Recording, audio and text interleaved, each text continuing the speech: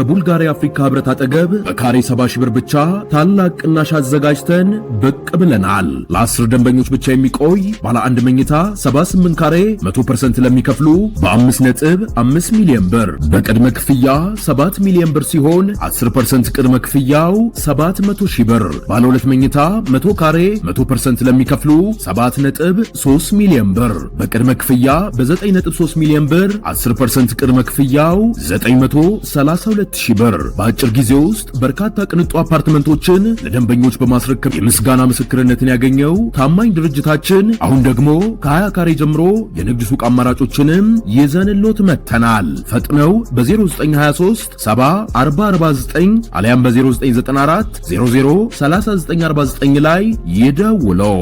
ሰመር ሪል ስቴት።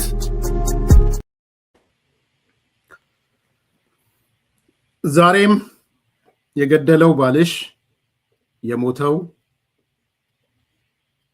ወንድምሽ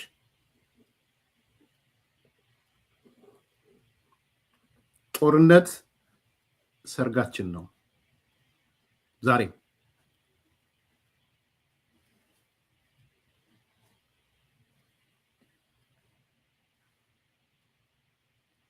ሁለት ነገሮች አስተሳስሬ ለማንሳት ነው የምፈልገው። የገደለው ባልሽ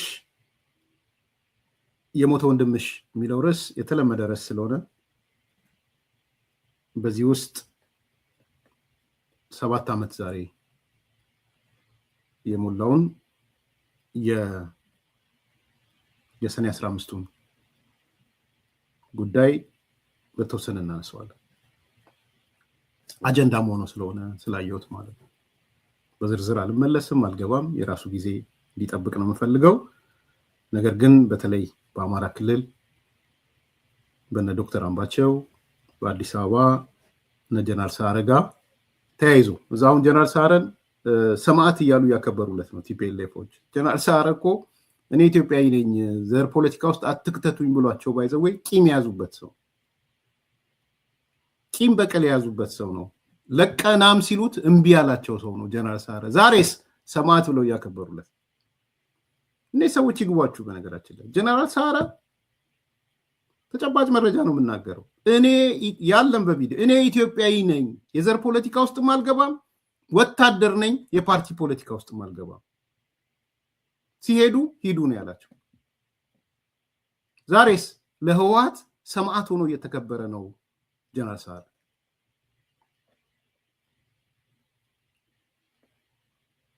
ያሳዝነኛል በጣም። በኋላ ስሰማ ለካ እሱ ተውት ማንነቱንም እኮ እናውቃለን ይሉ ነበረ። ማንነቱን እኮ እናውቀዋለን። የጠራ አይደለም። ምንድነው ስል አይ የሆነ በብሔሩ አዝናለሁ ይሄን ስናገር የሆነ ፓርት ከሌላ ፓርት አለ። ይሄ በደም ጥራት የሚያምነው አካል ለካ ይጠራጥረዋል ሰዓረ። በደም ጥራት የሚያምነው አካል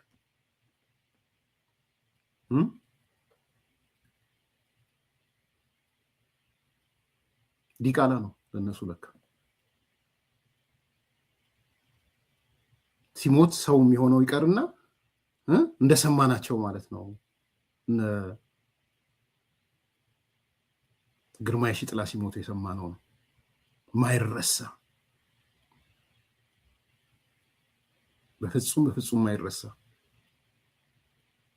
ሂትለራዊ ጫፍ ባይዘወይ የሂትለር ቅስቀሳ ነው ያቅስቅ። ግርማ የሺጥላ የሞተ ጊዜ እዚህ ውጭ ሀገር ሆነው ያንን የቀሰቀሱ ሰዎች የሂትለር ቅስቀሳ የጎብልስ ቅስቀሳ ነው የቀሰቀሱት። ዝም ብሎ በባዶ የሚታይ አይደለም። በደንብ አስተውሉ። የሀፍካስት ላላነሳው ፈልጌ ነበር። ሀፍካስቶች መቼም የሚረሳ አይደለም። አስቂኙ ግን እነዚሁ ሰዎች አንዳንዶቹ አያት ቅድመ አያታቸው ተቆጠረላቸው ከዛ በኋላ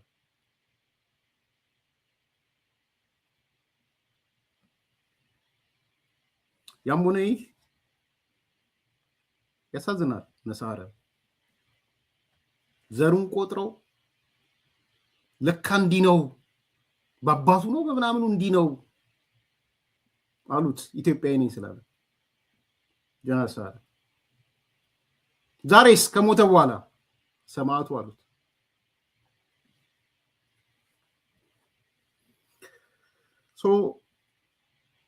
ተመሳሳይ ነው የአማራ ክልልም ያለው። ለዚህ ነው ዛሬስ የገደለው ባልሽ የሞተው ወንድምሽ የለም ወይ ብዬ የመጣሁት። ከዛ ጋር ያይዤ ተመለሳለሁ ወደሱ ወደ ጦርነት ሰርጉ ነው ወደሚለው ልሂድ። አፍራለሁ፣ እሸማቀቃለሁ። ተው የሚል እንዴት ይጠፋል እላለሁ። ዛሬም ጦርነት ለአማራው ሰርጉ ነው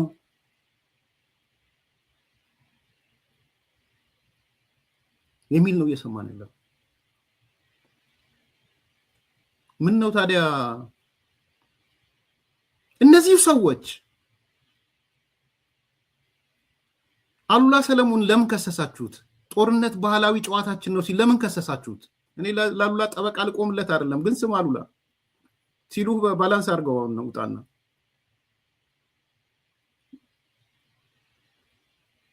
ጦርነት ለአማራው ሰርጉ ነው።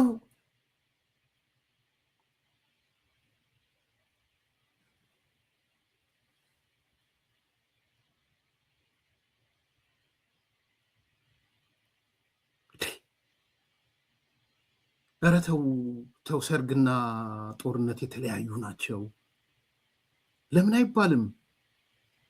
ያውም ደግሞ የፋኖ አባት የፋኖ የጡት አባት ጋድፋዘር ያላችኋቸው ሰዎች ዛሬ እየነገሩን ያለው ለአማራው ጦርነት ሰርጉ ነው እያሉ እየነገሩን ያለው። ሌሎች ጉዳዮች ላይ ይመጣሉ። ሰርጋችሁ ነው ለካ ጦርነት ለአማራ ጽንፈኛው፣ ለአማራው እያልኩ አይደለም። ለአማራው ምን ተግዱ መከራ እየበላ ጦርነት ሰርጌ ነው ሰርጉን ነው እየበላ ያለው በየቀኑ አማራው መከራውን እንጂ እየበላ ያለው።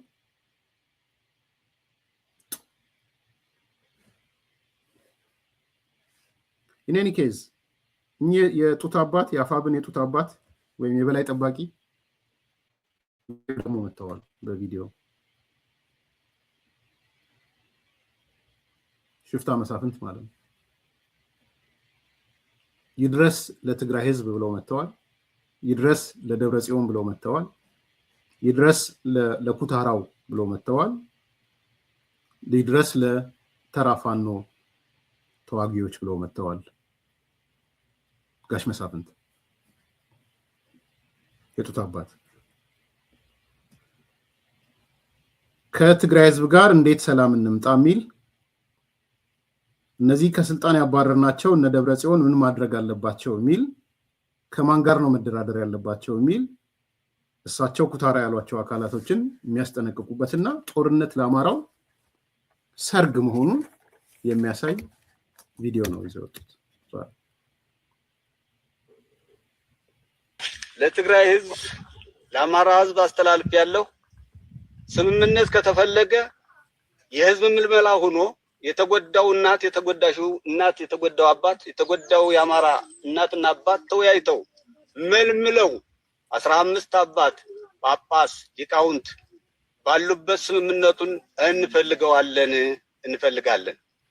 የወሰዳችሁትን ትመልሳላችሁ፣ የወሰድነው ካለ እንመልሳለን። በፍርድ በስምምነት አለን። አሁንም ረግጬ የምናገር ከዚህ ውጭ ግን በተለይ እስካሁን ስታዳሙ ስትቀብሩ ስታስቀብሩ የነበራችሁ መሪዎች እነ ደብረ ጽዮን ዳግም ግን ደግሞ የትግራይን ልጅ የአማራን ልጅ ለማጨፋጨፍ መሰለፉና አቁታራ ባንዳ ጋር የባዴን በድን የልጅ ልጆች ጋር መወያየታችሁ ይሄ አሁንም መልሶ አስወቃሽ ነው። ታሪካችሁ ተወቃሽነት የማታልፉ መሆናችሁን እንድትገነዘቡ ፈልጋለሁ። ከዚህ ውጭ ለአማራ ጦርነት ሰርጉ ነው። እያንዳንዱ ይህን ግንዛቤ እንዲይዝ ፈልጋለሁ። ባንዳ ነው የሚያስቸግረው እንጂ አማራ አንድ ከሆነ ትግራይ ምን አለው ብዬ ተናግሬያለሁ። ከዚህ ውጭ ጥል ምን አለ? በዚህ መሰረት ወጣችኋል፣ ከስልጣናችሁ አባረናል፣ ተባራችኋል። ስለዚህ ማን ጋር ነው ተስማምታችሁ ወደ ኢትዮጵያ ምድር ምትገቡ? ወደ አማራ ምድር ምትገቡ ከማን ጋር ነው ተነጋግረህ? ከማን ጋር ተስማምተህ? ኩታራ ካውለራት አይበቃም። በቀጣፊ ጋር ብትሮጥ ቀጣፊውን ትቀራለህ እያንዳንድ እና አመሰግናለሁ። በታች ያለ ሰራዊት የአማራ ፋኖ ሰራዊት ግን አይዟችሁ ልጆች በርቱ፣ የድል ባለቤት ናችኋል። የድል ባለቤት ያርጋችሁ። አሁንም ነገ እንጽይቱ መድረክ እንድንገናኝ የፈጣሪያችን ፈቃድ እንዲሆንልኝ እመኛለሁ። አመሰግናለሁ። ክብር ይስጥልኝ።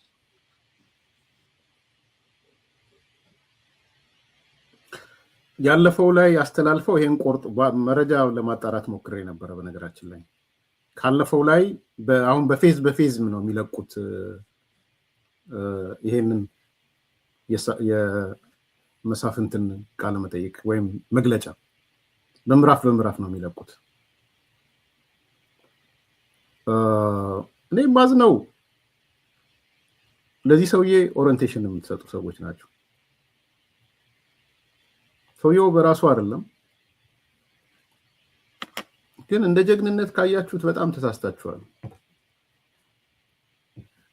እውነቴን ነው። እንደዚህ አይነት ሐሳብ ተይዞ የትም አይሻገርም። ከእሳቸው ጀርባ ከእሳቸው ጀርባ ማዕት ሰዎች እንዳላችሁ አውቃለሁ።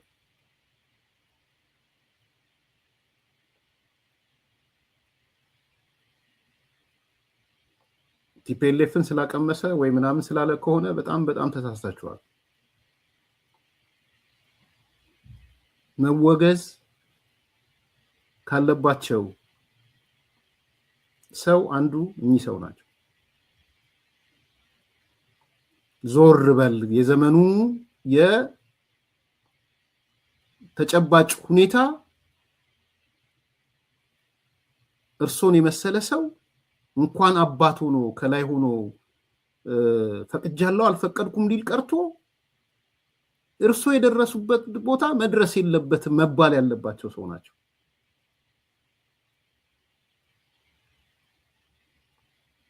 የምታስጠኗቸው ሰዎች የጻፋችሁ ምን እያላችሁ የምታስጠኗቸው ሰዎች ማለት ነው።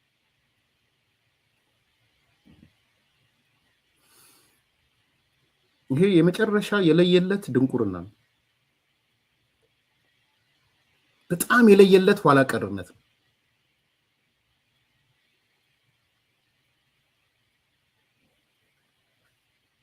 ከዛ አልፎ የትግራይ ህዝብና የአማራ ህዝብ ስምምነት ከተፈለገ የአማራ ህዝብ መልምሎ የተጎዳው የአማራ ህዝብ ይላሉ። የተጎዳው የአማራ እናት፣ የተጎዳች የአማራ እናት፣ የተጎዳ የአማራ አባት 15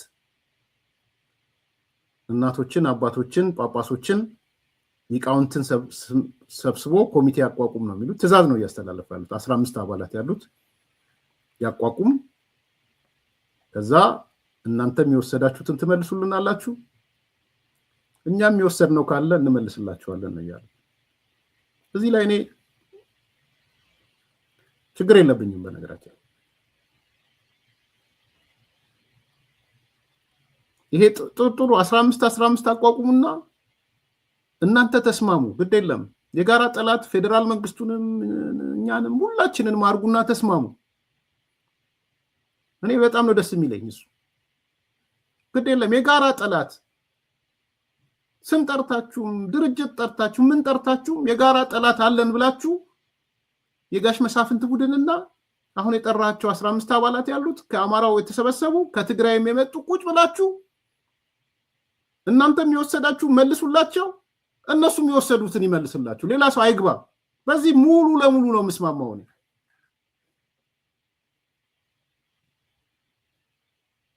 ፍርድ ነው ያላችሁት አይደል? ይሰጥ ፍርዱ። ሰው አታስገቡ። እንደውም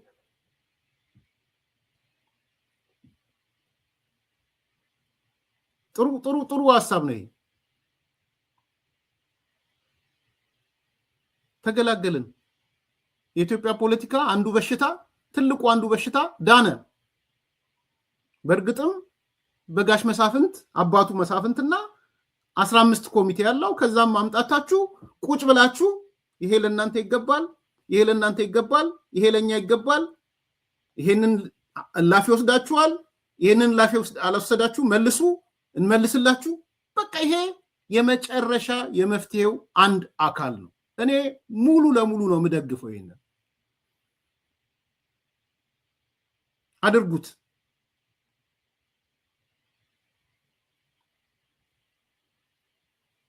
ተገላገልን። እንደ ኢትዮጵያዊነት ነው የምናገረው ነው። አንደኛው እሱ ነው። ያ ከመጀመሪያም ስንፈልገው የኖርነው ነገር ይሄንን ነው። ይሄ ቢሆን እኮ ያልቅ ነበር ጉዳዩ።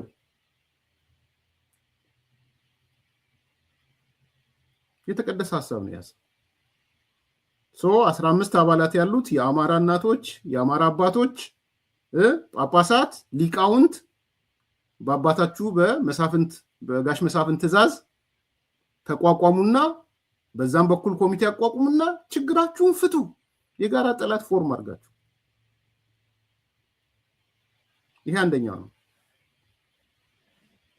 ሁለተኛ እነ ደብረጽዮን ስትቀብሩ ስታስቀብሩ የአማራና የትግራይን ህዝብ መልሳችሁ ለማጣፈጫ መሰለፋችሁ፣ ለመጨፍጨፋ መሳተፋችሁ፣ ከብአዴን በድን የልጅ ልጆች ጋር መወያየታችሁ፣ ከኩታራ ባንዳ ጋር መወያየታችሁ መልሶ የታሪክ ተወቃሽ ያደርጋችኋል ነው። ጋሽ መሳፍንት እዚህ ጋር እያሉ ያሉት ምንድነው? ደብረጽዮን ሆይ ከኔ ጋር ና ተነጋገር ነው እያሉት ያሉት። ለምንድን ነው ከብአዴን በድን ከሆኑ የልጅ ልጆች ጋር የምትነጋገረው? እኔ እኮ እነሱን ኩታራ ነው የምላቸው ነው ያሉት።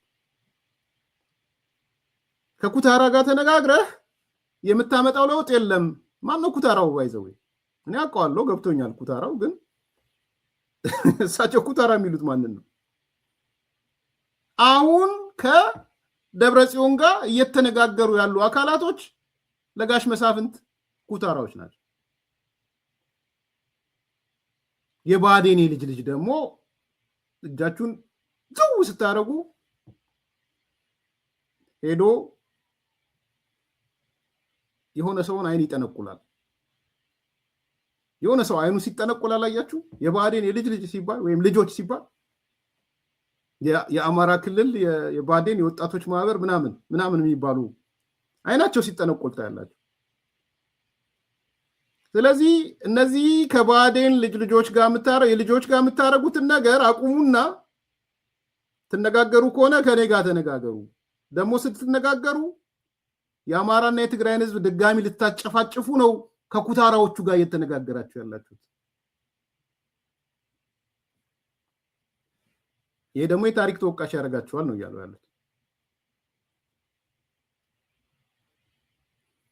ከዚህ በፊት እነ ደብረጽዮን ማለት አስጨፍጫፊ ቀባሪ ምናምን ናችሁ ነው እያሉ ያሉት።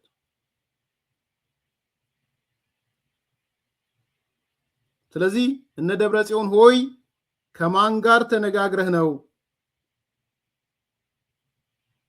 ትላንትና አባረናችኋል። ስልጣን ላይ ልትመለሱ ያሰባችሁት፣ ወደ ኢትዮጵያ ልትመጡ ያሰባችሁት፣ ወደ አማራ ክልል ልትገቡ ያሰባችሁት ከማን ጋር ተነጋግራችሁ ነው? ኢትዮጵያ ምድርን ትረግጧታላችሁ ወይ? የአማራ ምድር ትረግጣላችሁ ወይ? ከኩታራዎች ጋር ተነጋግራችሁ። የአማራ ምድር የምትገቡት ከማን ጋር ተስማምታችሁ ነው? ኩታራ ያቦካው ለራት አይበቃም ማለት ነው። አያቶላ ናቸው የትግሉ አባት ናቸው በነገራችን ላይ። ስለዚህ እየተነጋገራችሁ ያሉት አብኩተው ለራት የማይበቃ ሰዎች ጋር ነው እየተነጋገራችሁ ያላችሁት። እሱን አርጋችሁ ኢትዮጵያ ልትገቡ ነው ወይ? ትግራይን ኢትዮጵያም አላረጓት ሰውየው። እሱን አርጋችሁ አማራ ክልል ልትገቡ ነው ወይ?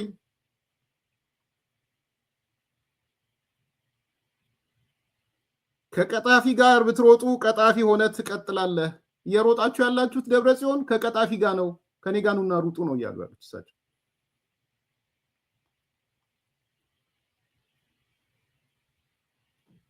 እና እንዳትረሳ ደብረጽዮንና ቡድንህ ለአማራ ጦርነት ሰርጉ ነው። ይህንን ግንዛቤ እንድትይዝ ፈልጋለሁ። ቡድኑ የደብረጽዮን ቡድን በደንብ ተረዳ። ለአማራ ጦርነት ሰርጉ ነው። ከዚህ በፊትም የነገርኩን እንዳትረሳ ደብረጽዮን ቡድንህ አማራ አንድ ከሆነ ትግራይ ምን አላት ብዬ መናገሬን እንዳትረሳብኝ አሉ።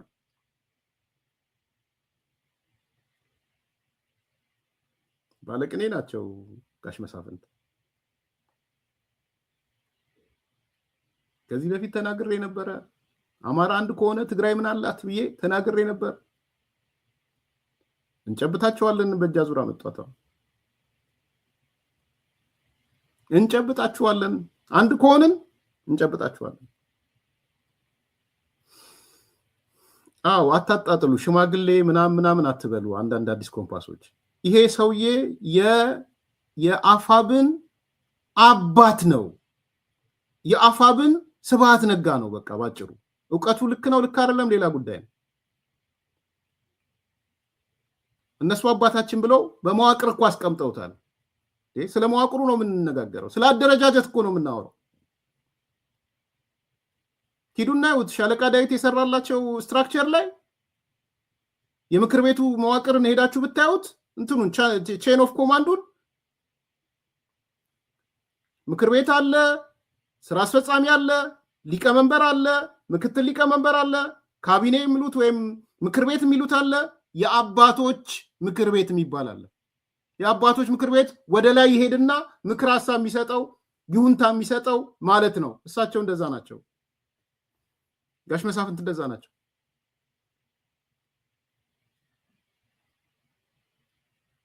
ምን ያህል የቀውሶች አደረጃጀት እየሆነ እንደሆነ እኮ እየነገርናችሁ ነው። በዚህ እንዲያፍሩ ነው እንዲሸማቀቁ ነው እኔ እኮ እየሰራ ያለሁት ፕሮግራም።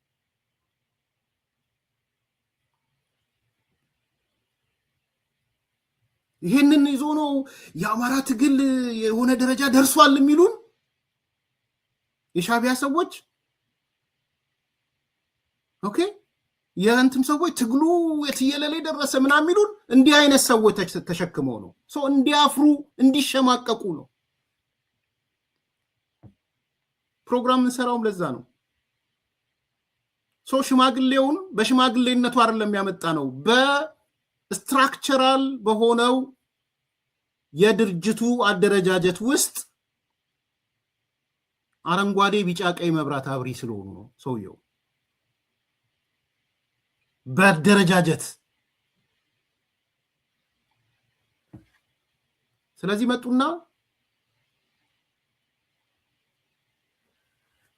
እኛ ማለት አማራው ማለት ጦርነት ሰርጉ ነው አሉ።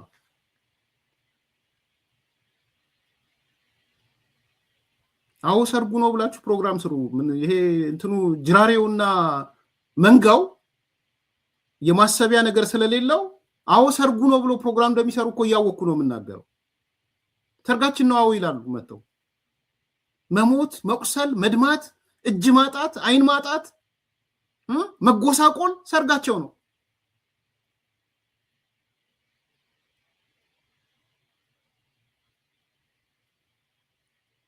ነውር የለም እዛ አካባቢ። ኧረ ተዊ እንዲህ አይባልም። ሰርግ እኮ ክብር ያለው ነገር፣ ህይወት የሚቀጥልበት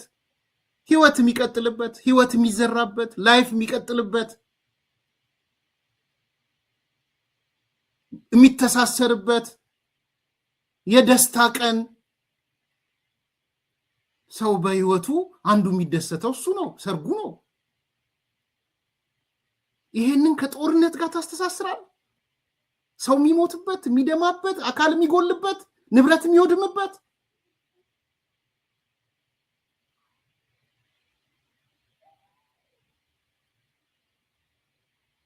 ግን ደግሞ ይሄው አካል የተጋሮቹን ናሉላን ሊወቅስ ሲመጣ ለትግራይ ህዝብ ጦርነት ባህሉ ነው ብሎ አስጨፈጨፋቸው ይላል።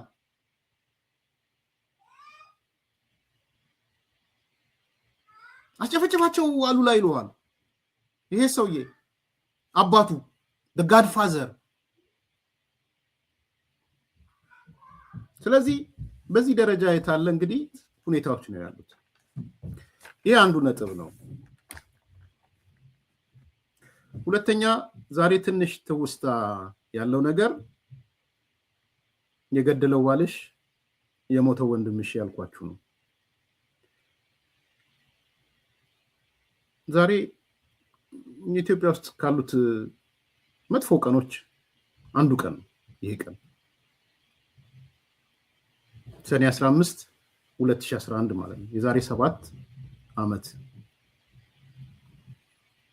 ሰኔ 15 የዛሬ 7 ዓመት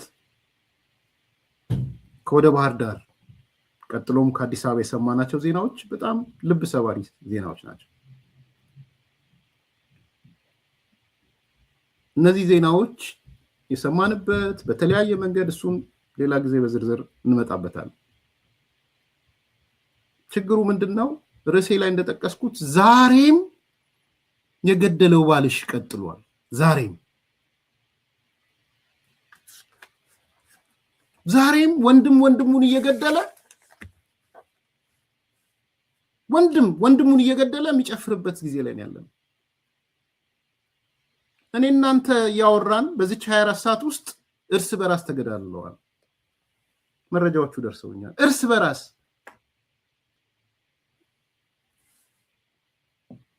ሚስት ከነባሏ ገለዋታል። ከነባሏ በዚህ በ48 ሰዓት ውስጥ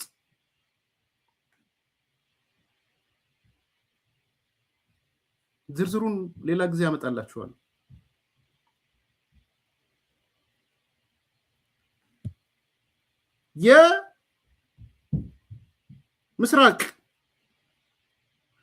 ምስራቅ ደንቢያ ወረዳ ወይጣና ቀበሌ ከንጋቱ 11 ሰዓት ጀምሮ በጎንደር ዙሪያ ወረዳ የተፈጸሙ ግጭቶች አሉ። በርካታዎች ነው የረገፉት። እኔ አሁን ዝርዝር ውስጥ ምናምን ገብቼ ማንሳት አልፈልግም። ዝርዝሮች አሉ እንግዲህ መረጃዎች። ሚስት ከባሏ ጋር ነው አብረው የገደሏት የረሸኗት። ጎጃም ቀጥሏል። የገደለው ባልሽ የሞተው ወንድምሽ ሀዘንሽ ቅጣጣ ከቤትሽ አልወጣ ቀጥሏል። ለምንድን ነው የቀጠለው? ምንድነው እየሆነ ያለው? እሱን ነው የሐሳብ ቅድም ጦርነት ባህላችን ነው ከሚለው ጋር ወይም ሰርጋችን ነው ከሚለው ጋር አብረን አስተሳስረን ሰኔ 15ን የምናይበት ምስል ማለት ነው።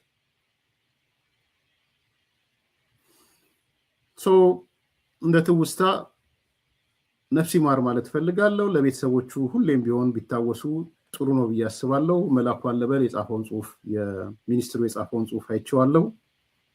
እንዳልኩት ዲቴይል ገብቼ እንደዚህ ማለት የተወሰነ ሃይላይት ብቻ ማድረጋቸው ነገሮች ነው የሚኖሩት። ይሄ በራሱን የቻለ ትልቅ ፕሮጀክት ስለሆነ ማለት ነው። አንደኛው አይ ቲንክ ትንሽ መነጋገር ያለብን የአማራ ክልል ለውጡ ላይ ይሄ የዛሬ 8 ዓመት የመጣው ለውጥ ላይ አይ ቲንክ የክላሪቲ ችግር ነበረ።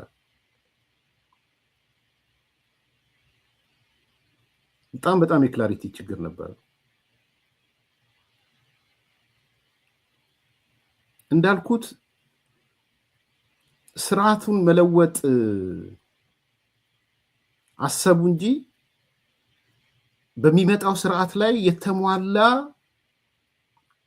ዝግጅትም ያለ አልመሰለኝም።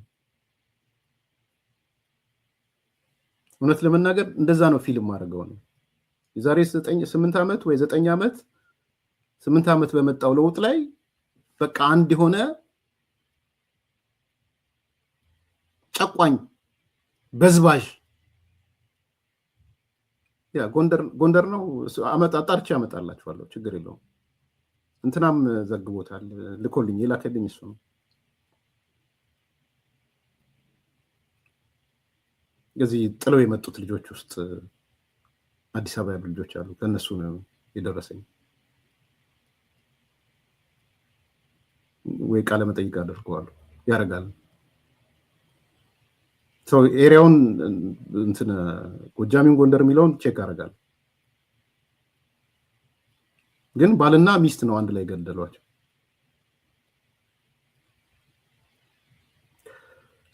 ይሄ ወደ ነጥቡ ልምጣና የለውጡ ላይ ያላቸው አንደርስታንዲንግ ከመጀመሪያው የተበላሸ ነበር ብያምናለሁ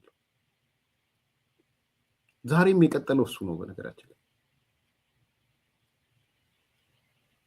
ዛሬም አማራ ክልል በዚህ በሊደርሺፕ ደረጃ የጠራ ሊደርሺፕ ያለ አይመስለኝም ሆነስትሊ ነው የምናገረው አይመስለኝም ይሄ ቀኝ ውስጥ አርበኛ ማአት ነው ያለው ቁጥሩ ቀላል ያልሆነ ቀኝ የውስጥ አርበኛ አለ ህዝቡ ጎርፍ ሆኖ ህዝቡ ደፈቀው እንጂ ተደብቆ አቀርቅሮ ያለ ማአት ነው ያለው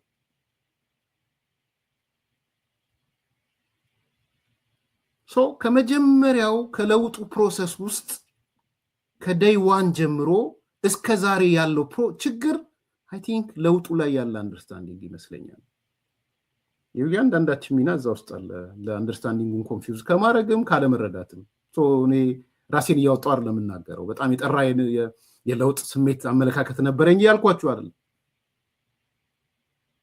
ግን እንደ አንድ የእንትኑን ስንመለከተው በቂ ዝግጅትስ ነበረ ወይ ቢያንስ የፈለገ ስሜታቸው ሌላ ይሁን የኦሮሞ ልጆች በጣም ይናበቡ ነበር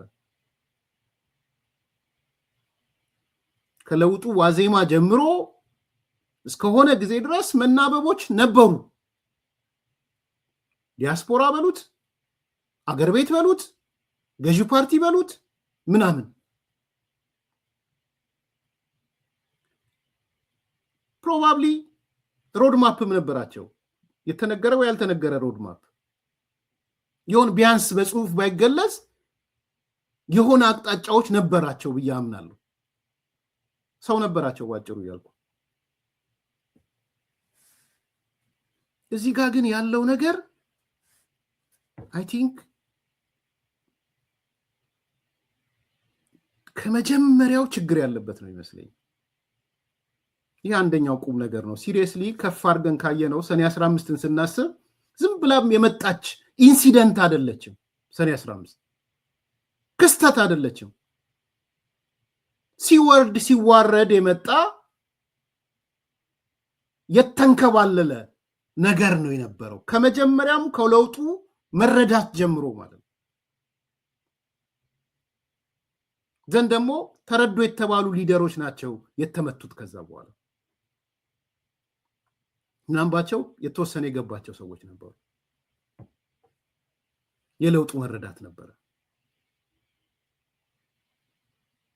እኔ አይደለም ይሄን በኋላ ተሰማችኋለሁ የራሳቸው ሲመሰክሩት ሰምታላችሁ ስለዚህ ያኔ እኔ መጀመሪያ አካባቢም to be honest የትግራይ ጽንፈኛ ብሔርተኝነት ሄዶ የኦሮሞ ብሔርተኝነት ጽንፈኛ ይመጣል የሚል ስጋት ነበረኝ በጣም በከፍተኛ ስጋት ነበረኝ ለድጋፍ እንኳን ስመጣ ቆይ ባላንስ ለማድረግ ያማራውን ኃይል በደግፈው ይሻላል ያማራው ኃይል ነው ለመደገፍ መጥቼ ነበርው ጠቅላይ ሚኒስትሩ ሲመጡ ከግራ ከቀኝ ከሲያትል ከምናም ሲሄዱ ነው ያልሄድኩም ዲሲ አልሄድኩም ፐርሰናሊ ልንገራችሁ ይሄን አልሄድኩም ምንም የተወሰኑ ሰዎች አልሄድንም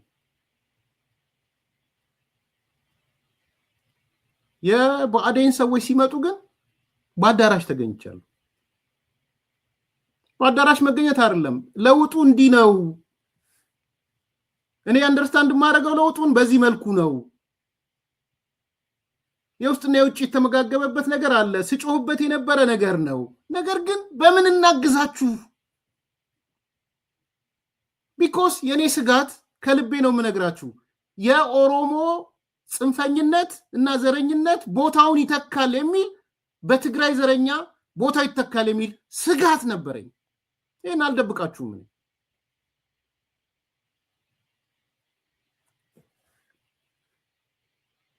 ስለዚህ ስልጣን አትሽኮርሞሙ፣ ቢያንስ ባላንስ ኦፍ ፓወር ፍጠሩ። ኢትዮጵያ ለተወሰነ ጊዜ በብሔርተኝነት ውስጥ ትቀጥላለች፣ ግድ ነው። ኢትዮጵያዊነትና ህገ መንግስት እስኪሻሻል ድረስ ለውጡም የመጣው የዚህ ኦሮሞና የአማራ መደጋገፍ ኦሮማራ ምናምን የሚባለው ነው። ስለዚህ መቀጠሉ አይቀርም የሆነ ሰዓት ድረስ።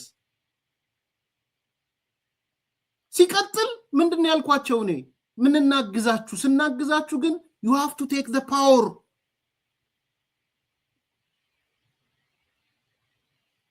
በአደባባይ ነው የተናገርኩት። መናገር ብቻ ሳይሆን በቴሌቪዥን በአማራ ማስ ሚዲያ የተላለፈ ነው።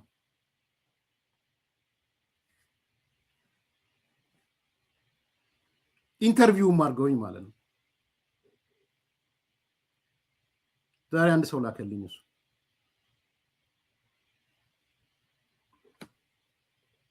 ልኡካን ቡድኑ ከአማራ ተወላጆችና ደጋፊዎች ለህብረተሰቡ እድገት እንቅፋት ናቸው ያሏቸውን ጥያቄዎችና የለውጡን ሂደት በተመለከተ ሐሳቦችን አንስተው ውይይት ተደርጎባቸዋል። እየተበላሹ ነው። ጫት የሚባል በሽታ ከአማራ ክልል እንዴት ነው ማውጣት የምትችሉት እናንተ ሰዎች? ትግራይ ውስጥ ጫት ክልክል ነው፣ አማራ ውስጥ ጫት ይፈለጋል። የአማራ ልጆች እንዲበላሽ አልፈልግም። ጫትን ከኢትዮጵያ ነቅላችሁ ይሄን አውጡልን።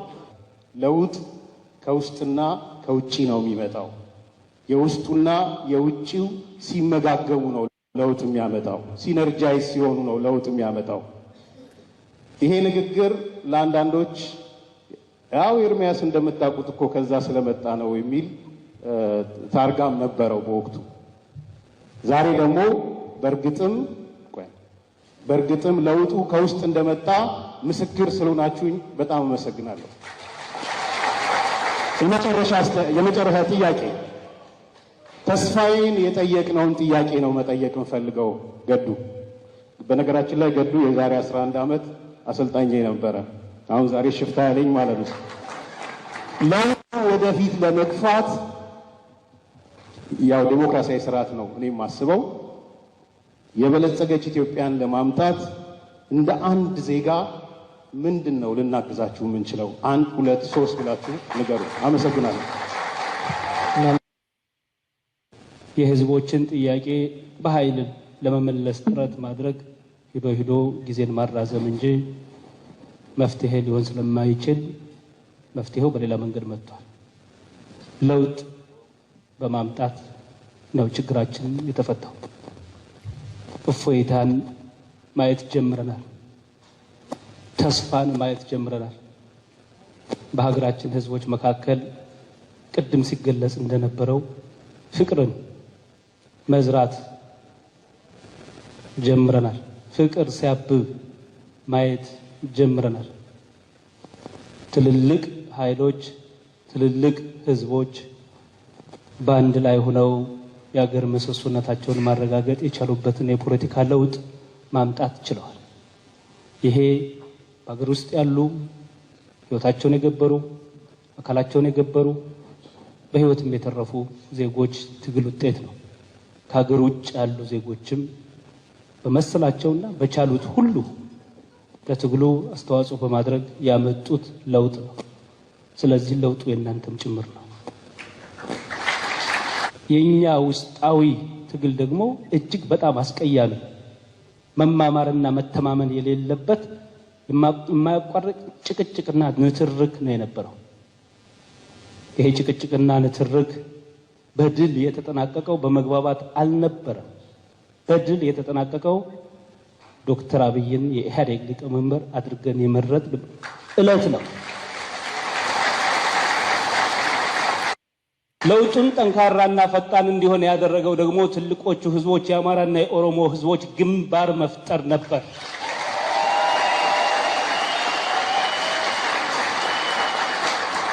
ይህንንም የሁሉም ችግሮቻችን መፍትሄ መሆኑን እናውቃለንና አጠናክረን እንቀጥልበታለን። የተበተነ ህዝብ ቁጥሩ ብዙ ቢሆንም ያልተደራጀ ህዝብ፣ ቅንጅት የሌለው ህዝብ፣ የማይተባበር ህዝብ ቁጥሩ የፈለገውን ያህል ጥቂት የተደራጀ እንደፈለገው ሊያደርገው ይችላል። ይሄንበታል ማለት ነው አይደል? ከተራ የስልጣን ክፍል አይደለም የተነሳ ነው። የኢትዮጵያ ህዝብ ክብርና ሞገሱ ተገፏል፣ ክብርና ሞገሱ መጎናጸፍ አለበት የሚል ጽኑ እምነት ይዘን ለዛ መስዋዕትነት ነው የተዘጋጀ ነው እንጂ ቀበሌ ጀምሮ እስከ ጠቅላይ ሚኒስትሩ ድረስ አንድ አይነት አቋም ነው ያለው። እንደ መንግስት አሁን ልዩነት የለን፣ መፈታት አለበት የሚል ነው። ከወደ እነሱ የሚያነሷቸው ኢሹዎች አሉ። ከወደኛ በኩል ደግሞ ቁርጥ ያለ አቋም ነው ያለን። የኢትዮጵያ የወሰን ድንበር ከየት እስከ የት እንደሆነ አሁን በሙያተኞችም የተደገፈ በእውቀት ላይ የተመሰረተ መረጃ ይዘን ነው አቋም የያዝነው። ዝም ብሎ በድንፋታ ብቻ አይደለም።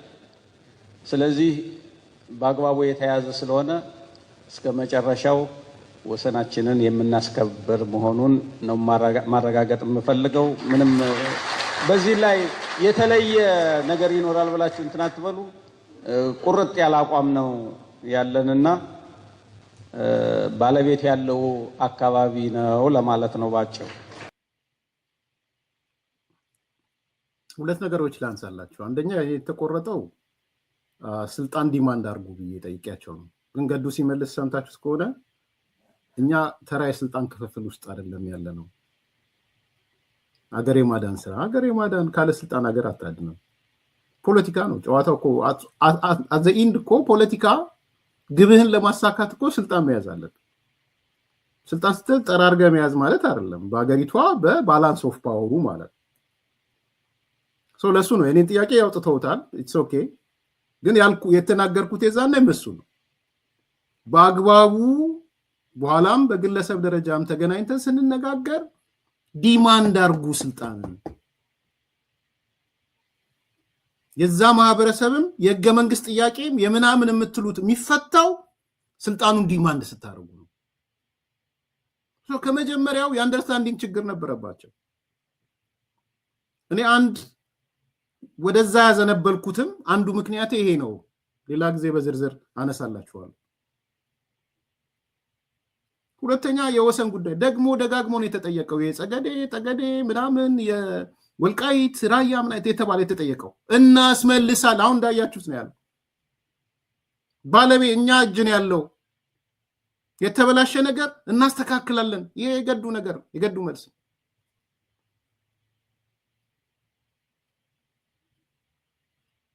የኔ አይደለም፣ የሰማችሁት ነው። የመጀመሪያው አይ ቲንክ በደንብ መነጋገር የሚያስፈልገው የአማራ ክልል እንደ ክልል ለውጡን ሊመራለት የሚችል አቅም ነበረው ወይ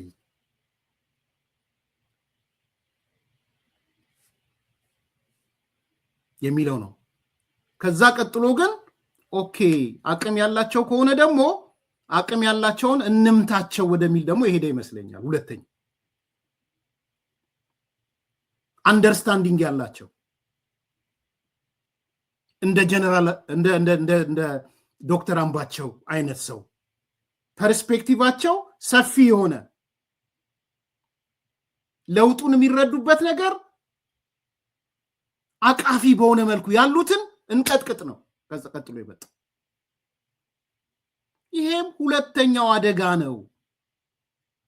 ዶክተር አምባቸው አምቦ ሄዶ የሆነ ንግግር አደረገ። ቀናት አልቆዩም ዶክተር አምባቸው ላይ ዘመቻ ሲከፈት።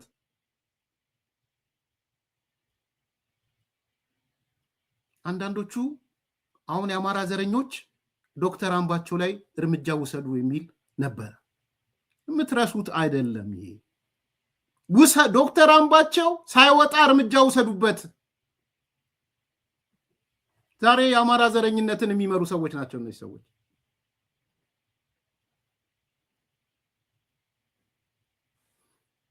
ለምን አምቦ ላይ ሄዶ ሰክሮ ነው ጠጅ ጠጥቶ ነው ምናምን ነው ሚል የመጣው እሱ ነው። ስለዚህ በለውጡ ሂደት ላይ እንኳን አንደርስታንዲንግ ያላቸው በደንብ የተረዱት ሰዎች ወደፊት ማየት የሚችሉ ሰዎች ታርጌት ተደርገዋል። ያለውም አቅም እንዲበላ ተደርጓል ማለት ነው። ያለውም አቅም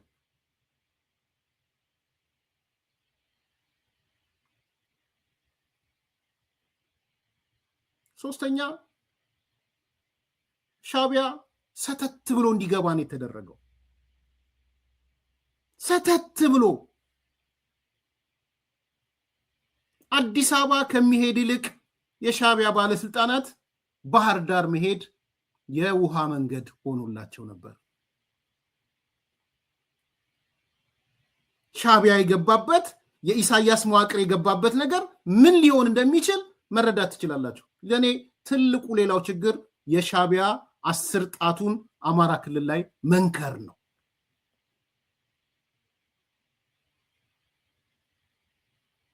ከዛስ ስልጠና ተባለ። የሆነ ያህል ሺህ የአማራ ወጣቶች ኤርትራ ሄደው እንዲሰለጥኑ ተደረገ። ምንድነው የሰለጠኑት? ምንድነው ያሰለጠኑት?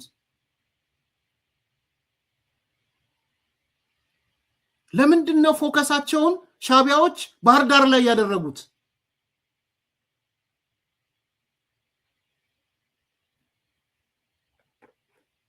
ይሄ እውነት ነው፣ የሚደበቅ አይደለም። የኔ ወንድም ታሪክ ማታቆነ ሂድ ከዚህ። ከዛ መጨረሻ ላይ እነ ጀነራል አሳምነው ተመደቡ። በእርግጥስ ጀነራል አሳምነው መመደብ ነበረበት ወይ?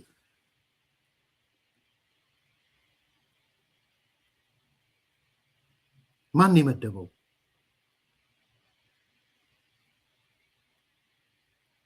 እኔ ዛሬ አይናገር ይሆናል። አንድ የኢሳት ባልደረባ የነበረ ልጅ ቀድሞ ኢትዮጵያ ገብቶ የነበረ ሰው መጥቶ ሲነግረን በጣም ደንግጫለሁ። ቀድሞ ገብቶ የነበረ ኢትዮጵያ ግቡ ሲባል ከሆነ ሰው ጋር አብሮ ቀድሞ የገባ ጋዜጠኛ ነኝ ወይ የሆነ አግኝቼው ጀነራል አሳምነውን መሳቢያ ይስባል ነው ያለ። መሳሪያ ይስባል፣ መጡብኝ ይላል፣ ምናምን ፐርሰናሊ ፍራስትሬት ያደረገ ሰው ገና ወደ ኖርማሉ ሳይመለስ ምንድን ነው የሆነው? ማን ነው ሪስፖንሲብል ለዚህ?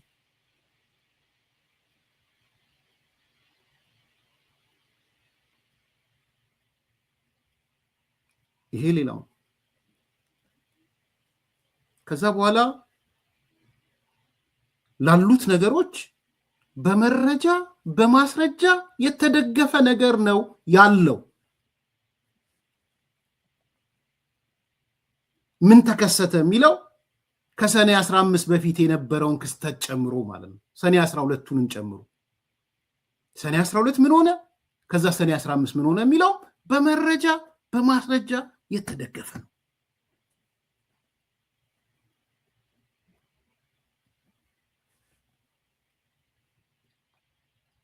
ዛሬ ሰኔ 15 ስለሆነ 4-5 መረጃ ማስረጃ ነግራችኋለሁ።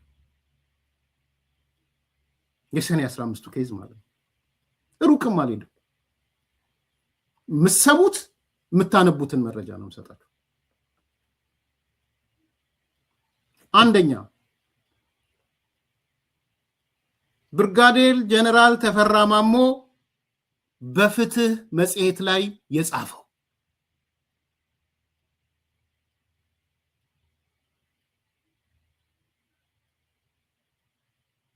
ሄዳችሁ ፍትህ መጽሔት ቁጥር 85 ሁለተኛ እትም ሰኔ 2012 አንብቡ። ጸሐፊው ማን ነው? ብርጋዴር ጀነራል ተፈራ ማሞ ነው።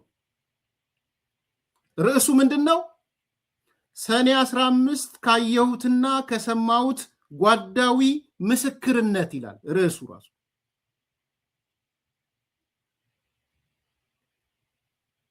የሞተው ባልሽ የገደለው ወንድምሽ ይላል ከስር። እኛው ነን ይላል። ርዕሱን ብቻ ልንገራችሁ ግን ሰኔ 15 ካየሁትና ከሰማሁት ጓዳዊ ምስክርነት ሁለተኛ እትም ሁለተኛ ዓመት ቁጥር 85 ሰኔ 2012 ብርጋዴር ጀነራል ተፈራ ማሞ የሞተው ባልሽ የገደለው ወንድምሽ መጽሔት ላይ የወጣ ነው። ይሄ መጽሔት ፍትህ መጽሔት ማለት የደሳለኝ የተመስገን ደሳለኝ መጽሔት ማለት የጽሁፍ ማስረጃ አለ ማለት ነው። አንድ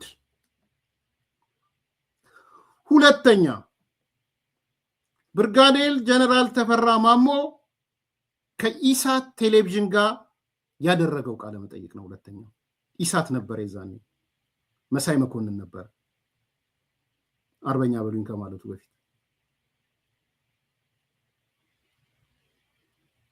ይሄም ሁለተኛ የህይወት ምስክርነት ነው። ሶስተኛ ብርጋዴር ጀነራል ተፈራ ማሞ ከጋዜጠኛ በቃሉ ጋር ያደረገው ቃለ መጠይቅ ነው።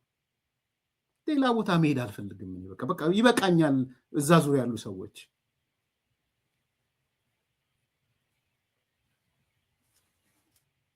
የአደባባይ እውነት ስለሆነ ማለት ነው። አራተኛ የጀነራል አሳምነው ምክትል ኮሎኔል አለበል አማረ የተናገረውና የጻፈው ኮሎኔል አለበል አማረ ኤርትራ የነበረው የሱ ምክትል ያሳምነው ምክትል የነበረው የጻፈው የተናገረው። አምስተኛ የዓይን ምስክሮች ናቸው። ተውት፣ ላገዛዙ ቅርብ ናቸው ምናምን የሚባሉትን ትቻቸው ነው። በነገራችን ላይ ዛሬ ፎከሴ ብርጋዴር ጀነራል ተፈራ ያረኩት ሆን ብዬ ነው። ኮሎኔል አለበል አማረን ያልኩት ሆን ብዬ ነው። ምክንያቱም መጥቼ መላኩ አለበል ብላችሁ መላኩ አለበል ብልጽግና ምናምን ስለምትሉ መላኩ አለበልን ማንሳት አልፈልግም። ጀነራል ተፈራ ማሞ ይንገረን። አሁን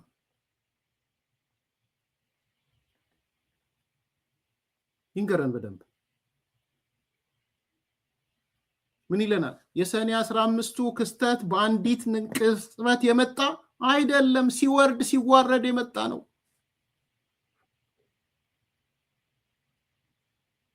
ሲወርድ ሲዋረድ የመጣ ነው።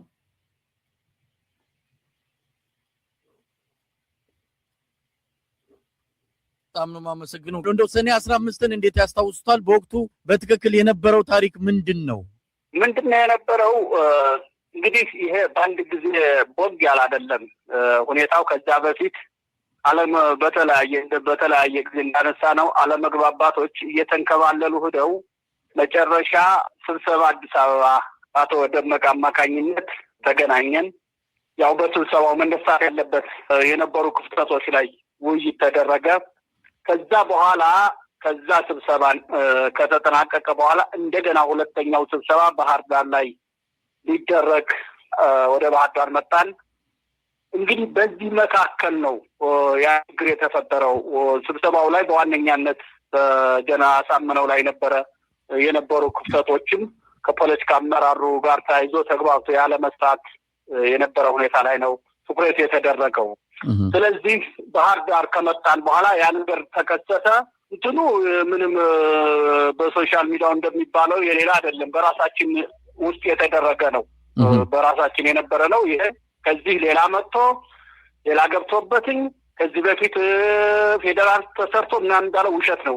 እዚያው በክልሉ አስቀድሞ መፈታት እየተገባው በውይይት መፈታት ማለቅ እየተገባው እየተንከባለለ ሆኖ መጨረሻ ላይ በግምገማ ሂደት አለመግባባቱ እየከረረ መጥቶ ተገቢው መተማመን ሳይደረስ ወደዚህ አይነት ሁኔታ የገባው ነው። ይሄ ከሌላ ከውጭ ሌላ ሰው መጣ ስልጠና ሰጠ ምናምን የሚባለው ሁሉ ውሸት ነው፣ ተራ አሉባልታ ነው። ችግሩ እዚያው ውስጥ እዚያው ክልሉ ላይ ክልሉ አስቀድሞ ሁኔታዎችን እያየ የሚፈጠሩ አለመግባባቶችን በጊዜውና በወቅቱ እያስተካከለ ካለ መሄድ የመጣ ነው።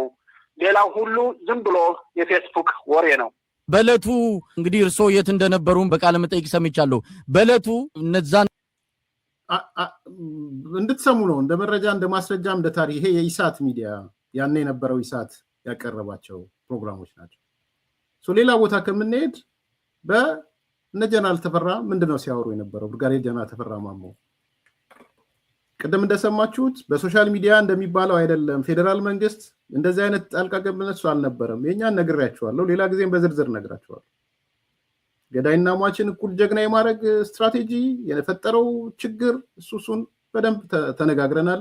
በሰፊውም ሌላ ጊዜ እናያለን። አሁን ከራሳቸው ጋር ያለውን ብቻ ላንሳላችሁ ብዬ ኦኬ እንጂ እኩል ጀግና የማድረግ እንደገና ስኬፕ ጎት የመፈለግ ነገር ጥያቄ የሌለው ስለነበረ ማለት ነው። ስሙት። ይሄ በወቅቱ የቀረቡ መረጃና ማስረጃዎች ናቸው። የአማራ ክልል ባለስልጣናትን በመግደል ደረጃ የተሳተፉ በለቱ የነበረው ሂደትስ እንደው ያስታውሱታል? ወደኋላ ምን ነበር እንደው በለቱ የሚያስታውሱት ከሆነ ምንድነው የነበረው? እነዛ ሰዎቹ እነዛ መሪዎቹ አመራሮቹ የተመጡት ቢሮአቸው ላይ ነው ሲሰሩ የነበሩ። ስብሰባ ነበራቸው በራሳቸው የሚጨርሱት። በዚህ መካከል በቀጥታ ገብተው ተመቱ። ወዲያው እኔ ደግሞ አንድ ከዛ ደውሎ ነገረኝ እንደዚህ ተደርጓል አለ። ከዛ በኋላ እኔ የማስተካከል ከኔ ጋር ያሉትን የማስተካከል እርምጃ ወሰድን። የማስተካከል ስልህ ነገሩ እዛ ላይ በዛ ደረጃ ሆኗን፣ ግን ነገሩ እንዳይሰፋ ልክ በሁኔታውን ሊያስተካክሉ ይችላሉ የምላቸውን የጸጥታ አካሎች እያዘዝን ወደ ማስተካከል ገባን። ስለዚህ ምንድነው የነበረው? እነሱ ስብሰባ ነበሩ። ስብሰባቸው ላይ ነው ዝም ምንም ስብሰባቸው ገብተው ነው እዛው ቢሮው ላይ ከዶክተር አምባቸው ቢሮ ውስጥ ነው ገብተው እዛ መጥቷቸው እዛ ወዲያው እንትን እንዳለ በእኔ ተደውሎ ተነገረኝ ካለሁበትኝ ቦታ ላይ። ከዛ ተነስተን እኛ ምንድነው ፈጥነን ሁኔታው ወደ ሌላ እንዳይዛመት ፈጥነን ማድረግ ያለብንን ነው ያደረግነው። እንደው እዛው ሄዶ መታቸው ጀነራል አሳምነው ማለት ነው። የሰኔ 15ቱን ግድያ ያቀደውም ያቀነባበረውም የመራውም ጀነራል አሳምነው ነው እያለን ያለው ማን? ተፈራ፣ ጀነራል ተፈራ።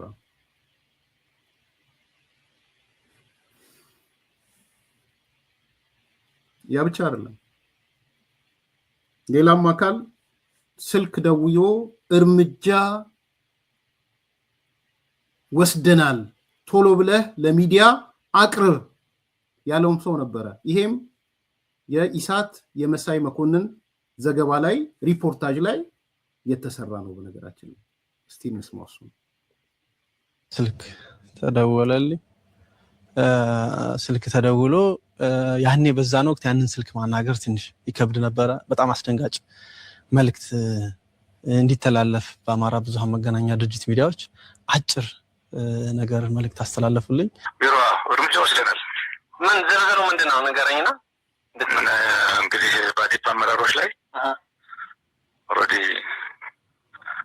የህዝቡ ሰላማዊና የመኖር መብቱ ጥያቄ ውስጥ ስለገባ የህዝብ ጥያቄ ደግሞ ማንሳት በመቸገራቸው አትሊስት የህዝቡን ጥያቄም በመቀልበሳቸው ያው በድርጅቱ አመራሮች ላይ ኦልሬዲ እርምጃ ተወስዷል። ተመልከቱ። እንግዲህ ይሄ በመሳይ ሪፖርት ውስጥ የኢሳት ሪፖርት ውስጥ ያለ ፍሎውን እንጠብቅ መስፍን። ለዛ ነው የእስክንድር የሚሄድም እናነሳዋለን። ስለዚህ እርምጃዎቹ የተቀነባበሩትም ምን ያሉትም እየነገሩን ያሉት በማን ነው? በጀነራል አሳምነው።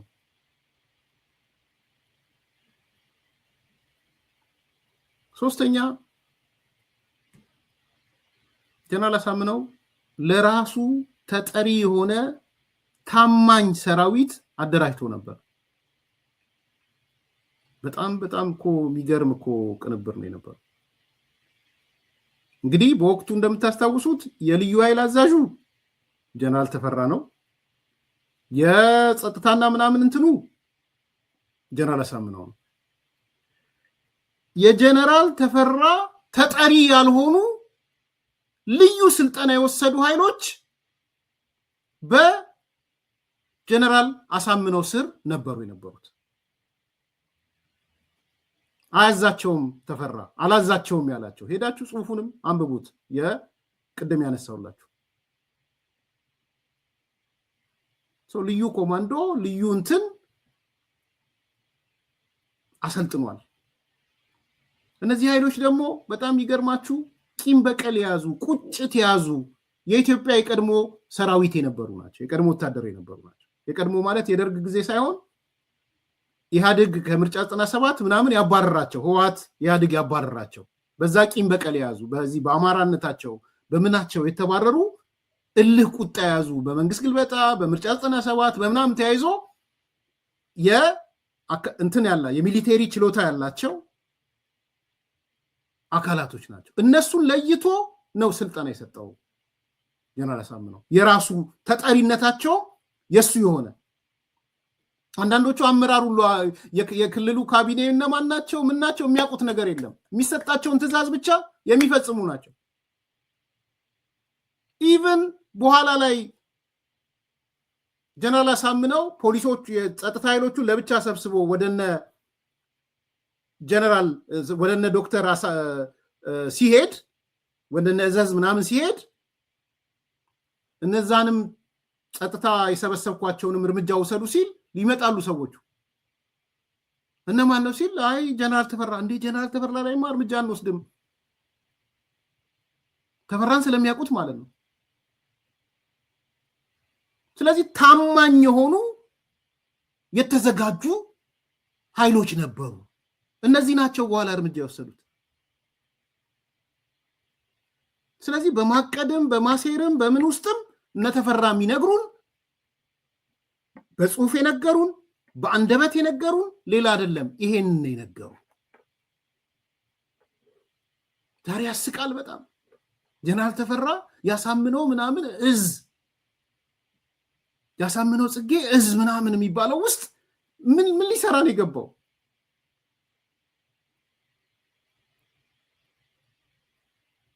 አላላውን አፋብን ምናምን የሚባለው ውስጥ አንደኛው እዝ ምናምን አሳምነው ነው አይደል?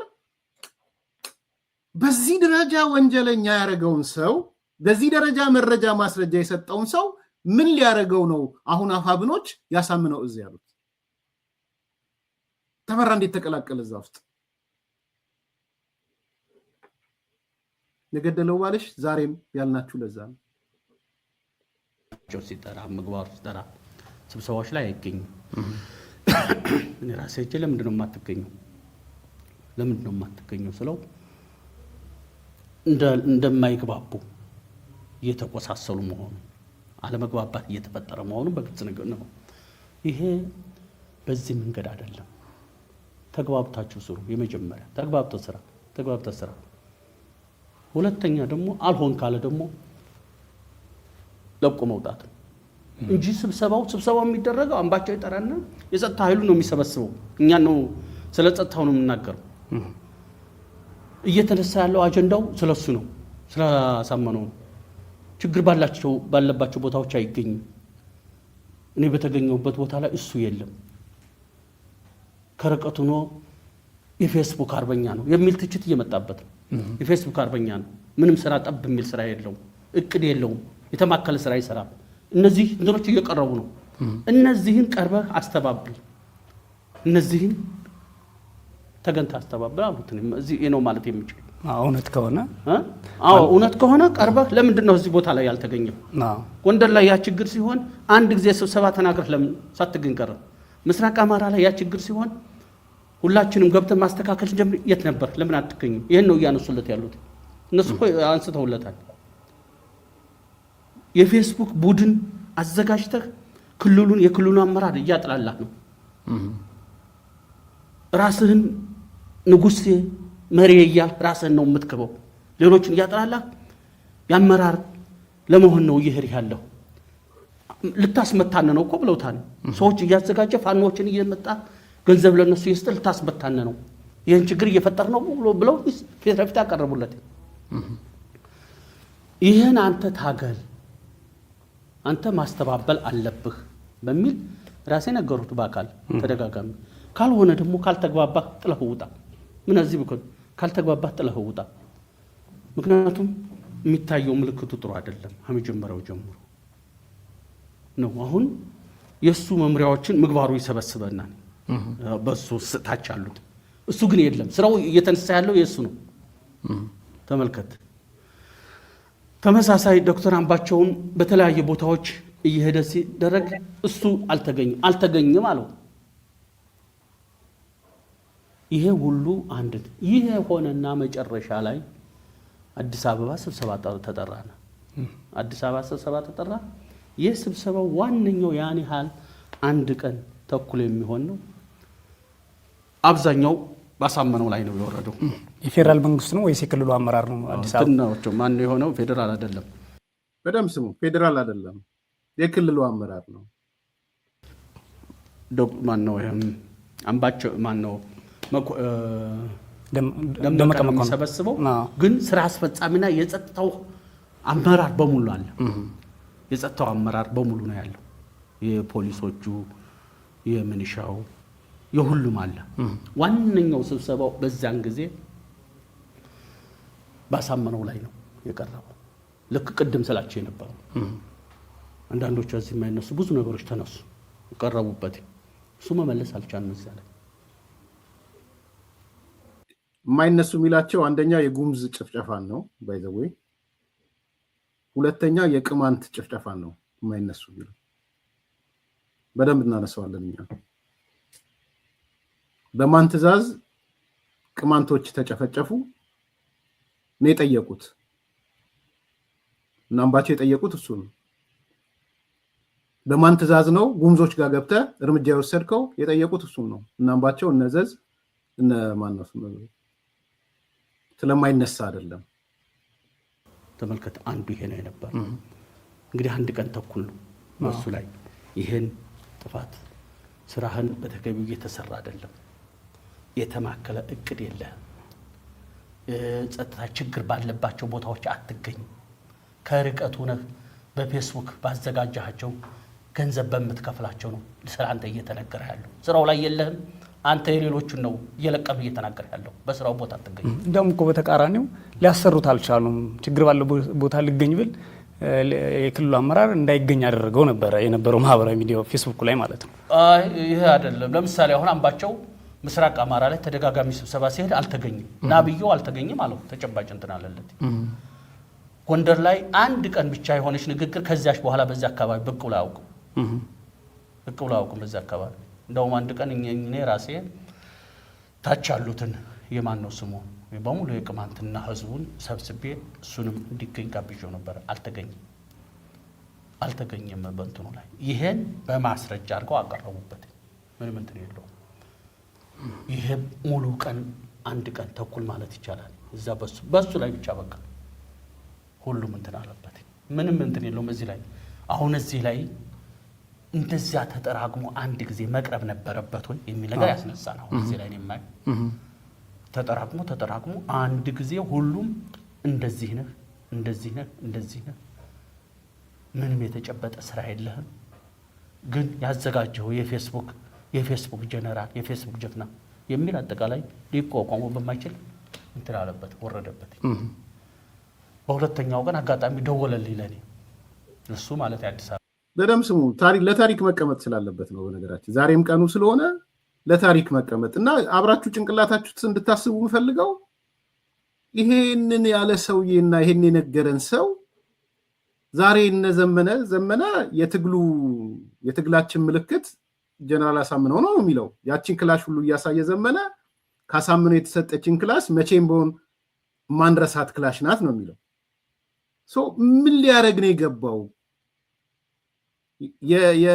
የአሳምነውን ርዕይ ለማስቀጠል ነው የገባው ማለት ነው። ተፈራ የአሳምነው ሌጋሲ አስቀጣይ ነው ማለት ነው። እሱን እያሰባችሁ እንድትሰሙ ስለፈለኩ ነው። እና ሁሉ በእኔ ላይ እንደዚህ ያደረጉ እንደዚህ የሚል አንሳ። እንግዲህ ይሄ አያዋጣም። የሚያዋጣው አንተ የመጀመሪያው በተቻለ እነዚህ አሁን ያሉት አመራሮች ከሱ ጋር የተቀራረበ ናቸው ከፊት ታሪካቸው የመጨረሻው ደርግ ከተደመሰሰ መጨረሻው አካባቢ የተሰባሰቡ ናቸው ሁሉ የመጨረሻዎቹ አካባቢ የመጡ ናቸው ከዛ ደግሞ በህዝብ አስተዳደር ላይ በዚያ ነው በችሎታቸው በሌላ አይደለም በእንደርሶ ቀደም ብሎ ይመጣል ነው ምን እንትን የላቸው እዚህ በውጊያ ቅጥስ የሚባለው ውሸት ነው ዋንኛው ጥሩ ስራ የሰራው በአስተዳደር ስራ ላይ በደም ስሙ እንግዲህ ያሳምነው ሌጋሲ ነው ያስቀመጠ ያለው ቻሌንጅ ብታደርጉ አርባ ያሳምነው ማለት ተዋክቶ እንኳን የማያውቅ ሰው ነው ያለው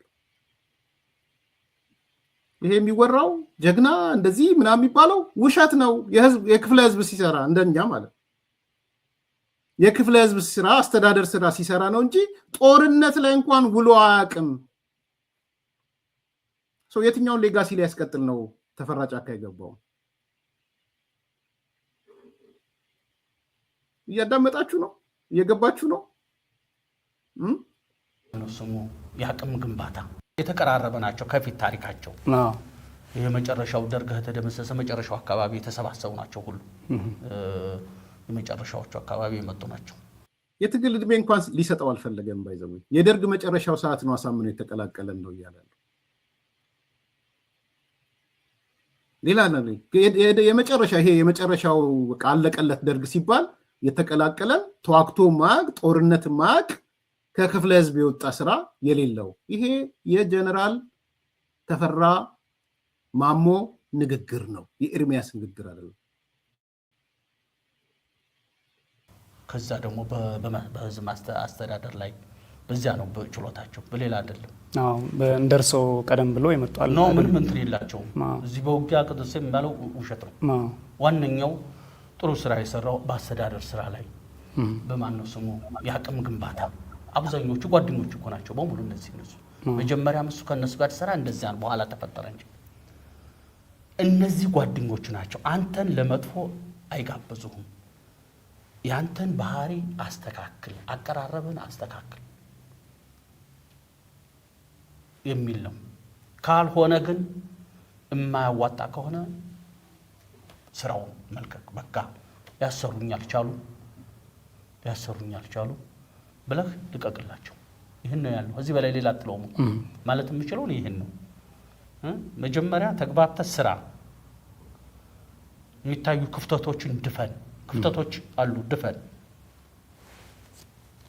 የፌስቡክ ጫጫታ ርቀት አይሄድም ጫጫታ ስለዚህ ድፈን ስራው መደፈን አለበት ካልሆነ ደግሞ ካላስንትን ካል ጥለው ውጣ በቃ ይሄ ነው ስለዚህ ሁኔታው በዚህ ነው እዚህ ላይ እንግዲህ የፖለቲካ አመራሩ ምለው ምንድነው ችግሩ ሲፈጠር መጀመሪያ ትኩረት ሰጥቶ መፍታት እዚህ ላይ የኦሮሚያን ምሳሌ ማየት ትችላለህ ከማል ጋር አልግባባሉ ከማል ተወገደ ከማል ማለት ሌሎችም አሉ ስራው እየሄደ ነው እዚህ ግድ ምን ሙጭጫ ያሰኛል ስለዚህ አመራሩ በተቻለ የመጀመሪያው ተግባብቶ መስራት ነው መግባባት ካልቻለ ደግሞ ሊሰራበት ወደሚችል ሁኔታ መመደብ ነው ዛሬስ ቴንክ ዩ ንጋት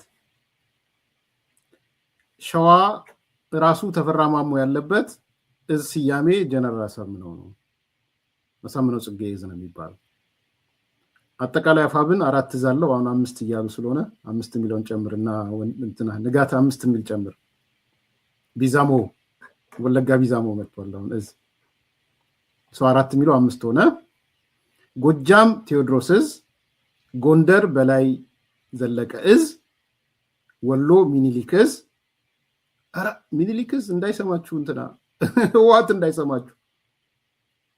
እንዳይሰማችሁ ወሎ ሚኒሊክስ ብላችሁ መምህር ገብረ ኪዳን ደስታ ሌጋሲ እንዳይሰማችሁ ተጠንቀቁ ሚኒሊክሶች ሸዋ አሳምነው ጽጌ ተመልከቱ እንግዲህ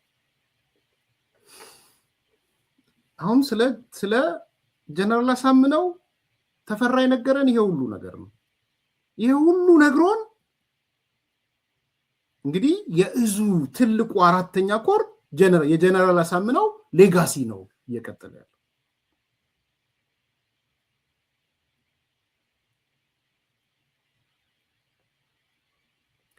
ይሄ እንትን ነው ዋና ዋና ነጥቦቹ እንድትይዙ ስለፈለኩ ነው። የራሱ ኃይል አደራጀ፣ ራሱ ጀመረው።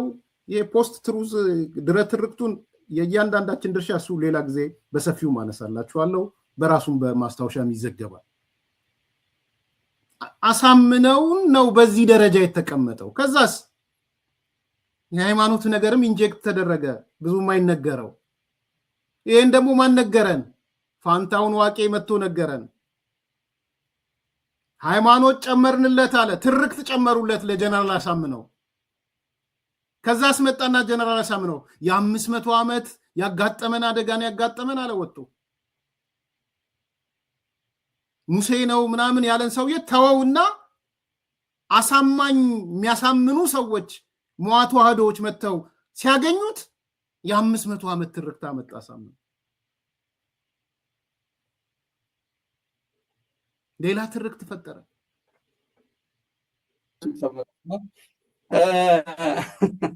ቬሪ ፈኒ እና ያ ላይ እየሰራን ነበረ በፍቅርና በእውነት።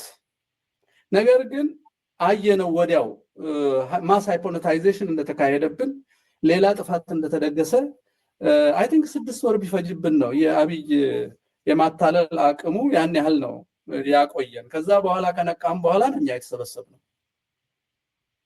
ስለዚህ ሞዓ ራሱን የገለጠው እቺ መጽሐፍ በሚመርቅ ቀን ያየሻቸው ወንድሞቻችን የዘር ማጥፋት ዝግጅት በኢትዮጵያ ይሄን ቀነኒሳ ሆቴል ነው የመረቅነው።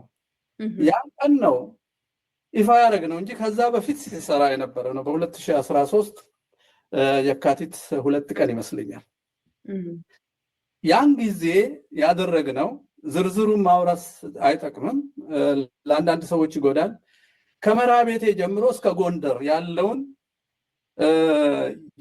ኦርቶዶክሳውያን በሽፍትነት ያሉት፣ በጀግንነት ያሉት፣ ጡረታ የወጡት፣ ልዩ ኃይልን ሰራዊቱም ውስጥ ያሉትን ሰዎች ይህ ነገር አደጋ እየመጣ ነው፣ አደጋ እየመጣ ነው። ቤተክርስቲያንም ትጠፋለች፣ ህዝብም ይተላለቃል። ስለዚህ ከሰቆጣ ጀምሮ እስከ ትግራይ ደግሞ አንድ ሳይድ ከዚህ እንደዚህ የተደረገ ሰዎች አዌርነስ እንዲኖራቸው የኢትዮጵያ ቤተክርስቲያንና ኢትዮጵያዊነት እንዴት ውድቀት ላይ ደረሰ የሚል ሂስትሪ ተሰርቶ ያን ወደ 26 ዶክመንተሪ እና ከ40 በላይ ትምህርቶች ተዘጋጅተው በሚስጥር ይሰጡ ነበረ።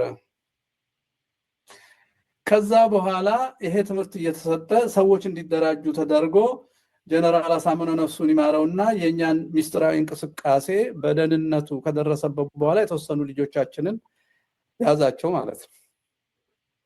ከያዛቸው በኋላ ስናስረዳው ይሄማ የኔ ሀሳብ አይደለም፣ አላየንም፣ አልሰማንም አሉ። ቀጥሉ አለ ማለት ነው። ይሄ ሚስጥር ነው እስካሁን ያልተነገረ፣ ብዙ ሰው እንዲገባው ብዬ ነው። ይሄ አገባችሁ ምናምን ምን አገባችኋል የሚሉ ሰዎች ሳይኖሩ ነው የገባ ነው። ፋኖ ሰው የማይገለው፣ ሴት የማይደፍረው፣ የማይሰርቀው የባዴን ፋኖ ያደርጋል። ግን ዲስፕሊን እንዲሆነው ፋኖ እያንዳንዱን ደውለሽ ጠይቂ። እኛን የማያቀል ያላስተማር ነው ማን ነው? አሁን መግባታችን እንዴት እንደምታይ እንግዲህ አሁን ከዚህ መቀጠል ትቻለሽ። ያላስተማር ነው ማን ነው? ካላስታ እስከ ቋራ ህዋት አማራን ስትወር ደጀን ለኢትዮጵያን አቋቁመን ምንድነው ያደረገነው? ያ ሁሉ ፋሻ፣ ያ ሁሉ ህክምና፣ ያ ሁሉ ስራ ማን ይመስላችኋል? ዛሬ ወቁት። ገባችሁ የምትሉ ሰዎች እናንተ ውጡ ነው የምላቸው። ውጡ፣ ከአማራ ትግል ውጡ ነው የምላቸው። አጥበው ጎጥ አድርገው የሚመጡትን ውጡ እንጂ እኔን ገባችሁ ማለት አይችሉም። ይሄን እንችላለን ካሉ ሰራዊቱ ጋር ሂዱና አፍ አውጥተው ይናገሩ፣ ዋጋቸውን ያገኛሉ። ዋጋቸውን ነው የሚያገኙት። እንግዲህ አሳምነውን አገኘነው፣ የ500 ዓመት ትርክቱን ነገር ነው።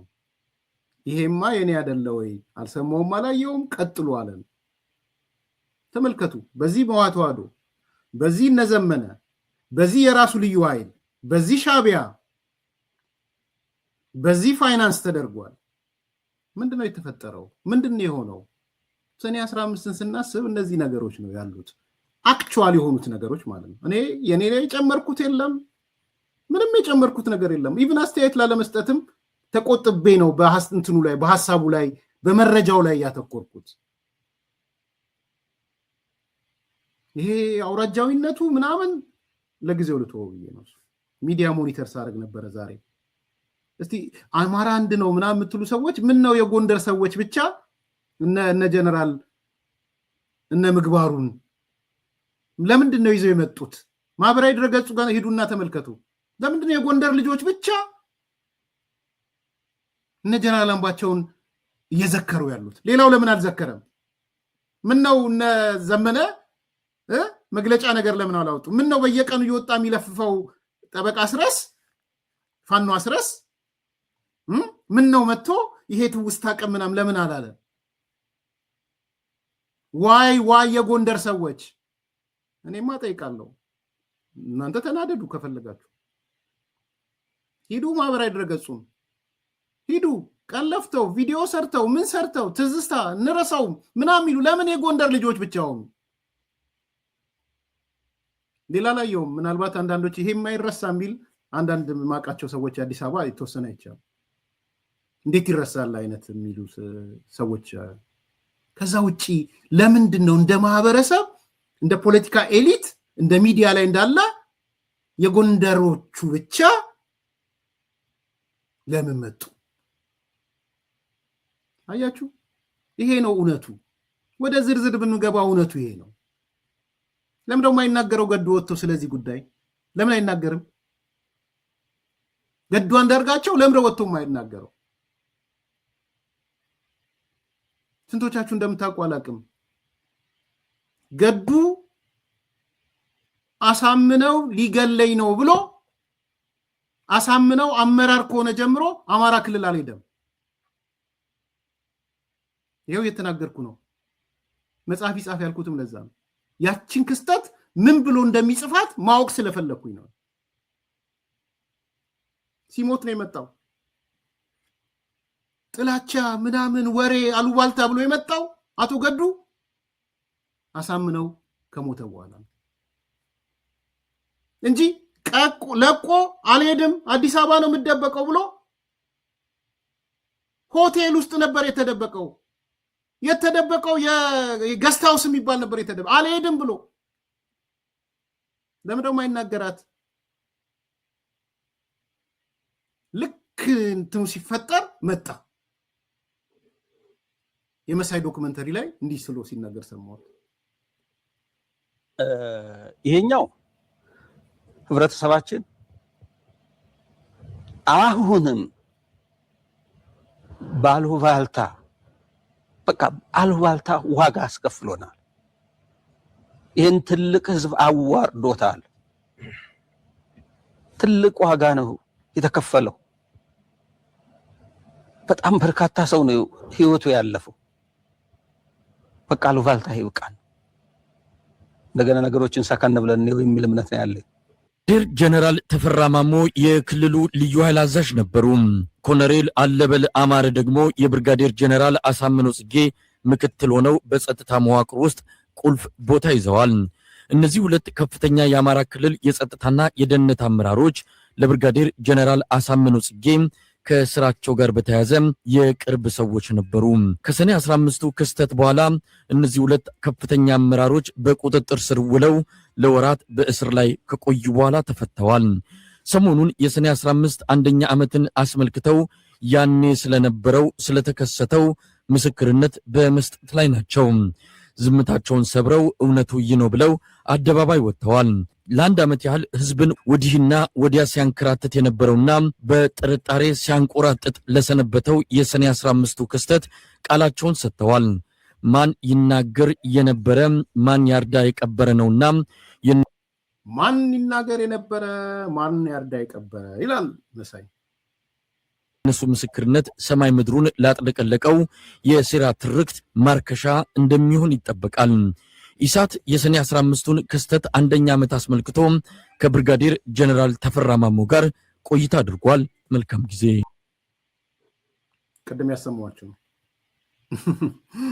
ማን ይናገር የነበረ ማን ያርዳ የቀበረ፣ ይኸው የተናገረውንም ያረዳውንም የቀበረውንም አቅርበንላችኋል። የህሊና ፍርድ ለእያንዳንዳችሁ ስጡ። በዚህ ውስጥ የነበረው የድህረ ፕሮፓጋንዳ ምን ይመስል ነበር ደግሞ ራሱን ችሎ መታየት ያለበት ነው። ፖስት ትሩዙ ራሱ ማለት ነው። ሁሉም የራሱን ድርሻ ማንሳት ያለበት ሁሌም እንደምናገረው ፖስት ትሩዙም ላይ ያለ ነገር አለ። አዲስ ኮምፓስ ነው። እይታዎችን ነው የሚያስተካክለው። ስለዚህ ማን ይናገር የነበረ ማን ያርዳ የቀበረ እንዳለ መሳይ ያረዱትም የቀበሩትም እነ ጀነራል ተፈራ ማሞ እነ ኮሎኔል አለበል አማረ መተው የሚናገሩበት ሁኔታ ተፈጥሯል። የህሊና ፍርድ ለእያንዳንዳችሁ ይሁን። መልካም ቀን። በማይታመን ዋጋ በቡልጋሪያ አፍሪካ ህብረት አጠገብ በካሬ 70 ሺህ ብር ብቻ ታላቅ ቅናሽ አዘጋጅተን ብቅ ብለናል። ለ10 ደንበኞች ብቻ የሚቆይ ባለ አንድ መኝታ 78 ካሬ 100% ለሚከፍሉ በ5.5 ሚሊዮን ብር በቅድመ ክፍያ 7 ሚሊዮን ብር ሲሆን 10% ቅድመ ክፍያው 700 ሺህ ብር። ባለ 2 መኝታ 100 ካሬ 100% ለሚከፍሉ 7.3 ሚሊዮን ብር በቅድመ ክፍያ በ9.3 ሚሊዮን ብር 10% ቅድመ ክፍያው 932 ሺህ ብር። በአጭር ጊዜ ውስጥ በርካታ ቅንጡ አፓርትመንቶችን ለደንበኞች በማስረከብ የምስጋና ምስክርነትን ያገኘው ታማኝ ድርጅታችን አሁን ደግሞ ከ20 ካሬ ጀምሮ የንግድ ሱቅ አማራጮችንም ይዘንሎት መጥተናል። ፈጥነው በ0923 70 አሊያም በ0994 003949 ላይ ይደውለው። ሰመር ሪል ስቴት